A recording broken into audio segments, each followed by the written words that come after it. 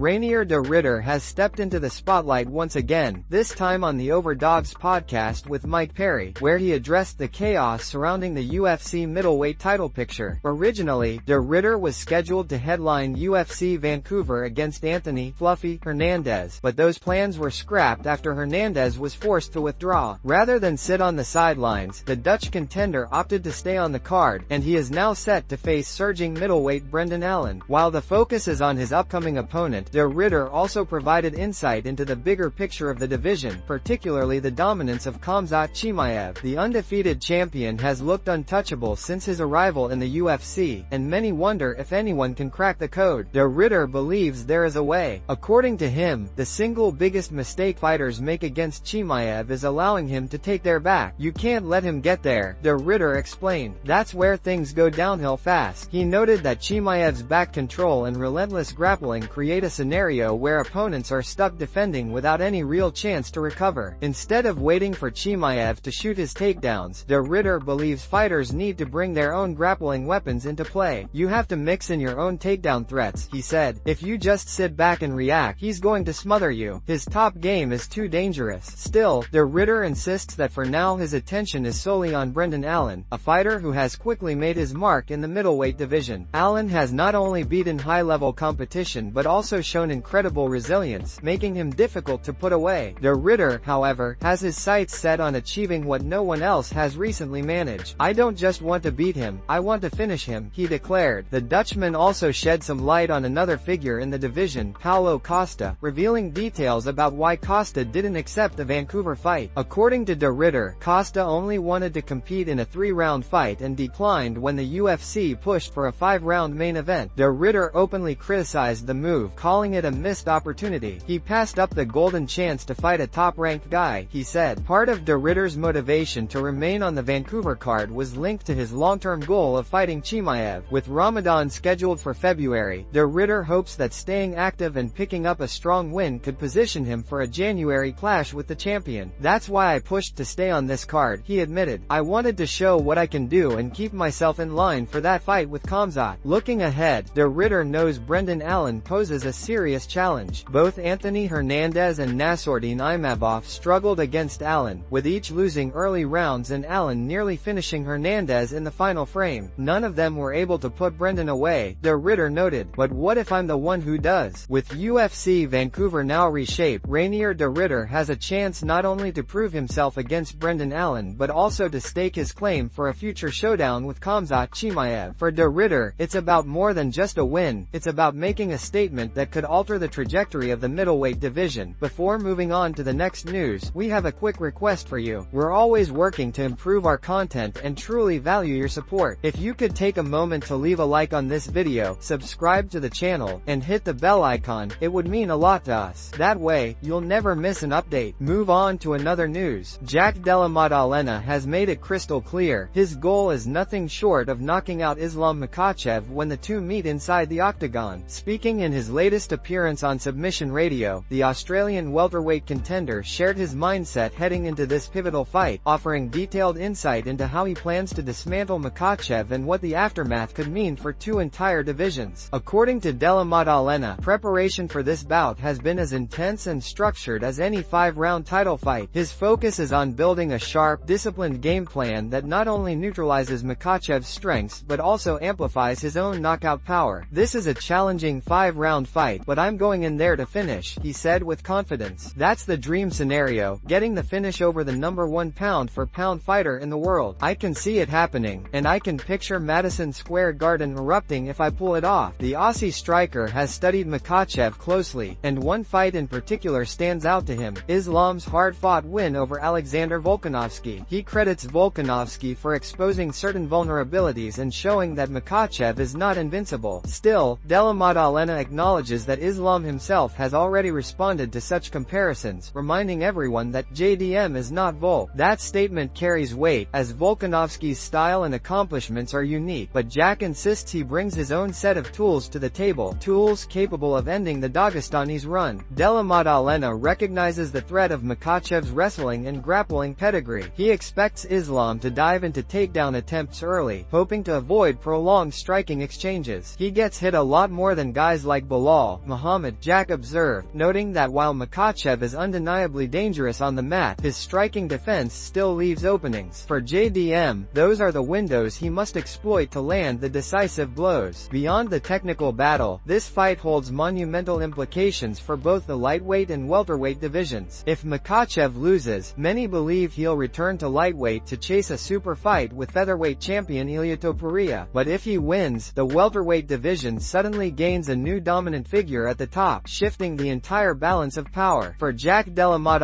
the stakes could not be higher. A victory over Makhachev would not only catapult him into superstardom but also cement his place as a legitimate threat in both divisions. And should he succeed, the conversation will immediately turn to who's next. He sees Shavkat Rakhmonov as the most logical opponent waiting in the wings, though names like Sean Brady and even former champion Kamaru Usman still float around as possible matchups. For now, though, Jack's focus is squarely locked on November 15th. He knows this isn't just another fight, it's an opportunity to topple the pound-for-pound king, shock the world, and rewrite the landscape of mixed martial arts. As he put it himself, "I'm going to go for it. I see the finish, and I'm ready to make it happen." Move on to another news. Ilia Topuria has never been shy about his ambitions. Already the reigning UFC featherweight champion, he continues to make it clear that his goals stretch far beyond one division. In a recent interview with respected Spanish journalist Álvaro Colmenero, Topuria directly addressed the growing rumors about a potential move to welterweight, and his words carried a mix of confidence and intent. The discussion began with the viral photos of Topuria sparring with UFC welterweight Ian Machado Gary, which sparked widespread speculation about whether El Matador was preparing to test himself in a bigger weight class. Ilia confirmed the rumors without hesitation. Yes, he had trained and sparred with Gary, and according to him, the sessions went extremely well. He emphasized that at no point during their exchanges did he feel outmatched or at a disadvantage. "It was a good, technical sparring session," Topuria explained. "We didn't treat it like an all-out fight, but we didn't take it easy on each other either. It was sharp, competitive, and I felt very comfortable. Very, very comfortable." That word, comfortable, is one Topuria repeated several times, clearly signaling that stepping up to welterweight is not only possible but something he fully believes he can handle. His sparring with Gary wasn't an isolated test either. Ilia revealed that he has trained with multiple welterweights and consistently walked away from those sessions feeling capable of competing at the highest level. The message wasn't just for Gary or the welterweight division. Subtly but unmistakably, it was aimed at Islam Makhachev. Topuria has been vocal about wanting to face the lightweight champion, and his move to spar larger opponents is part of a bigger strategy, showing the world that size and strength will not intimidate him. "I've sparred with many welterweights," he said, "and I never felt overwhelmed. I never felt like I didn't belong." Topuria's claim has weight because it isn't only coming from him. Fighters such as former champion Kamaru Usman and contender Gilbert Burns have also acknowledged that Ilia has trained with elite welterweights, and that he has even landed significant shots on them during those sessions. Their recognition adds legitimacy to the idea that Topuria could be a force across multiple weight classes. While his long-term sights are firmly set on Makhachev, Topuria isn't skipping steps. Before the year is out, he is expected to compete again, with possible opponents including Paddy Pimblett or Arman Tsarukyan. Both would be high-profile matchups, but Ilia insists that everything he's doing, from sparring with bigger men to taking tough fights, is part of building momentum toward his ultimate goal. Fans and analysts have begun speculating about the possibility of Topuria chasing a historic achievement, becoming the first three-division champion in UFC history. For now, he remains grounded in his role as featherweight king, but the ambition is clear. His words, combined with the footage of his sparring sessions, have set the stage for a future that could see him invading both lightweight and welterweight, rewriting the record books along the way. Move on to another news. Khamzat Chimaev has finally broken his silence regarding the viral footage circulating online, clips showing him being taken down during training by former UFC light heavyweight title challenger Alexander Gustafsson. For many fans, the sight of the seemingly invincible Chimaev being grounded raised eyebrows, but context is everything. Gustafsson is not only a veteran but also a fighter who once managed to take down Jon Jones, arguably the greatest mixed martial artist of all time. When framed that way, it becomes far less surprising. Speaking in a recent interview on Adam Zubair's channel, Chimaev addressed the situation head-on. Instead of brushing it off, he offered nothing but praise and respect for Gustafsson, calling him one of the most complete and technical fighters he has ever trained with. "His wrestling is next level," Chimaev said. "So technical, so powerful. He controls every position like a master. Every takedown, every scramble, it's perfect. To me, Alex will always be a champion. He's my role model and my brother. Watching him made me want to become a better fighter every single day. I'm grateful to have someone like him in my life. He is the best, complete in both striking and wrestling. For Chimaev, the footage was not an embarrassment but rather a testament to the greatness of Gustafsson. He framed it as an honor to train with someone who inspired him to pursue the sport at the highest level, underlining that the lessons he has taken from those sessions are invaluable for his own growth. Looking forward, Chimaev's attention is locked on what comes next inside the octagon. Reports suggest that his next opponent could be either Nassourdine Imavov or Reinier de Ridder, depending on how de Ridder performs in his upcoming fight against Brendan Allen at UFC Vancouver. Both matchups carry significant weight, as Chimaev continues to carve out his legacy in the middleweight division. However, not everyone is convinced Chimaev's reign will be without challenges. Former UFC middleweight champion Michael Bisping recently weighed in on who poses the biggest threat to Boers. While Bisping echoed analyst Dean Thomas's concerns about Chimaev's ability to compete frequently due to visa complications, he had a different take on the so-called disaster. According to Bisping, the real disaster will be for the division itself, as he believes Chimaev's dominance could be unmatched for years to come. In my opinion, there's nobody in the division who can beat him, apart from Reinier de Ridder, Bisping said. De Ridder's jiu-jitsu and his skills off his back make him the only real threat. Even then, it would be an incredibly tough task. Sean Strickland has claimed he's the one to dethrone Chimaev, but honestly, I don't see it. This could be the start of a very long and dominant reign at middleweight. I don't think we've ever seen a wrestler like Khamzat Chimaev in this division. With a potential reign of dominance on the horizon, coupled with the respect of veterans like Gustafsson and the recognition of analysts like Bisping, Chimaev remains one of the most compelling figures in MMA today. The footage may have sparked debate, but his response, filled with humility and admiration, only reinforced his image as a fighter destined for greatness. Move on to another news. The UFC Perth card has taken another major hit, and this time the controversy centers around heavyweight fighter Justin Taffa. Just a day after reports confirmed that the scheduled bout between Oban Elliott and Jonathan Maffey was cancelled due to illness, fans were dealt another blow when the co-main event between Justin Taffa and Lewis Sutherland was officially scrapped during weigh-ins. At first, reports indicated that Taffa had fallen ill. However, the full story emerged shortly after when his opponent, Lewis Sutherland, released a video statement explaining the real reason behind the cancellation. According to Sutherland, Taffa failed to make the heavyweight limit and ultimately had to be taken to the hospital after attempting a massive weight cut on the day of the weigh-ins. Shockingly, reports suggested that Taffa was attempting to shed as much as 78 pounds just hours before weigh-ins, an alarming figure that raised serious questions about his preparation and professionalism. In his message to fans, Sutherland expressed his disappointment but remained professional about the situation. Some of you may have already heard, but my opponent had to pull out of the fight this morning on weigh-in day. He couldn't make the weight. I heard he was a few pounds over and had to go to the hospital. So unfortunately, the fight is off. I was ready to put on a show, but that's the way the cookie crumbles. I showed up professional, ready to go, and prepared to smash. I just wanted to let you all know myself, Sutherland explained. This marks the 6th time Justin Taffa has withdrawn from a scheduled UFC fight, and the MMA community's patience appears to be wearing thin. Fans across social media immediately called for UFC President Dana White to take action, with many demanding that Taffa be cut from the roster. Critics pointed out that Taffa has missed weight at heavyweight before, which is considered a rare and unacceptable lapse in a division that already allows fighters to weigh up to 265 pounds. Some fans expressed frustration not only at Justin but also at his brother, Junior Taffa. Between the two, the Taffa brothers have been involved in a staggering 12 cancelled bouts since 2022. One frustrated fan summarized the situation bluntly: "If you miss weight by 8 pounds as a heavyweight, you need to be cut. Wasting everyone's time and making Lewis Sutherland fly across the world for nothing is unacceptable." Others went further, suggesting the UFC should book the two brothers against each other and cut them both afterward, joking that they'd likely still find a way to withdraw. Another fan criticized their preparation methods. "You're telling me their solution to making the 266-pound limit is to attempt a massive water cut 2 days before the fight? That's completely reckless." Notably, Justin Taffa is one of the few fighters in UFC history to ever miss the 265-pound heavyweight limit, a fact that has only intensified calls for his release. With repeated cancellations, weight misses, buzz, and mounting frustration from both fans and fellow fighters, the pressure is now squarely on Dana White and the UFC brass to decide whether Taffa deserves another chance. As the MMA community continues to voice its anger, the question remains, should Justin Taffa be cut from the UFC after repeated failures to make weight and a track record of cancelled fights? Move on to another news. The UFC has announced several important updates across multiple weight divisions, with fresh fight bookings, veteran returns, and an interesting debate surrounding ticket sales for the promotion's latest event in Australia. MMA journalist Marcel Dorf reported that bantamweights Adrian Yanez and Christian Quinones are set to face each other at the UFC's November 8 fight card in Las Vegas. Yanez, once considered a rising star in the division, has struggled recently. After starting his UFC career with an impressive 5-0 run, he has since dropped 3 of his last 4 fights. His most recent appearance was in December, where he lost a close split decision to Daniel Marcos. For Yanez, this matchup represents a critical opportunity to re-establish himself as a contender. On the other hand, Christian Quinones has also been searching for stability inside the octagon. He hasn't competed since February of 2024, when he was submitted by Hanny Barcelos. With a professional record showing 3 wins and 2 losses in his last 5 outings, Quinones will be eager to get back on track and prove that he can still be a threat within the bantamweight division. Speaking of Barcelos, fight fans will see him back in action as well. Veteran contender Ronnie Barcelos is now scheduled to fight Ricky Simón at the same November 8 card in Las Vegas. Simón recently broke a tough 4-fight losing streak by winning back-to-back bouts, including a unanimous decision victory over Cameron Smotherman this past June. Barcelos enters the contest riding a strong 3-fight win streak, his most recent being a unanimous decision over former champion Cody Garbrandt, also in June. This clash is shaping up to be a pivotal one for the division, pitting a resurgent Simón against a dangerous veteran on a hot streak. Meanwhile, the heavyweight division is also getting fresh blood. Journalist Alex Behanin has reported that Sean Sheriff will take on Steven Aspund on December 13th at UFC Fight Night in Las Vegas. For Sheriff, this will be just his second appearance inside the octagon. His debut last October ended in disappointment when he was stopped by Junior Taffa. Before joining the UFC, Sheriff held a perfect 4-0 record in professional MMA, making him a fighter still with significant potential to rebound. Aspund, by contrast, will be making his official UFC debut after earning his spot through Dana White's Contender Series. He impressed scouts by finishing Anthony Garasio and now carries a professional record of 6-1. Both heavyweights will be eager to make a statement, and this fight promises to deliver fireworks. In addition to these fight announcements, the UFC has returned to Perth, Australia, for its latest event. Reports recently surfaced suggesting the promotion had struggled to sell tickets for the card. However, UFC executive Dave Shaw pushed back against the claims during a pre-fight press conference. Shaw emphasized the UFC's long-term commitment to Australia, recalling key milestones: the promotion's first event in the country back in 2010 with UFC 110, the establishment of the UFC Australia office in Sydney in 2014, and the record-breaking UFC 193 event in Melbourne headlined by Ronda Rousey vs Holly Holm in 2015. He also pointed out that the UFC was instrumental in overturning the ban on MMA cages in Western Australia in 2017. According to Shaw, there is no real ticketing issue, and the UFC is continuing its long-term investment in the Australian market. With fight announcements, debuts, and continued expansion into international markets, the UFC continues to build momentum heading into the end of 2025.